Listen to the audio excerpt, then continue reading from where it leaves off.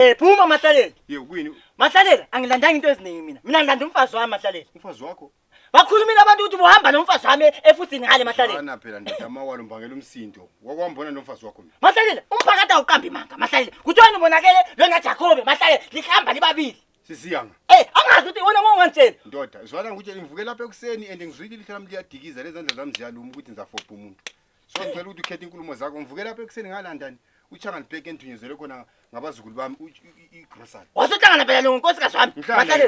Mahlaleli, ngifuna umfazi wami mina. Bana ndoda ngisanhlala nonkosikazi wakho into engitshoyo wanti. Ubengani ngiyadlala wena Mahlaleli. Mina ngizalinda khona.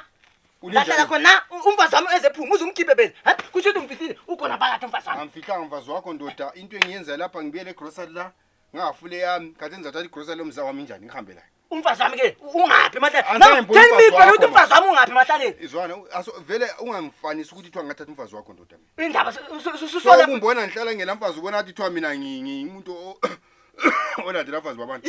Ulandela umfazi wami Mahlaleli. Ulandela na Jacob Mahlaleli. Wena yakubona ukuthi vele wena ukhanya uye wrong person in this community. Wrong lithatha abafazi babantu andi.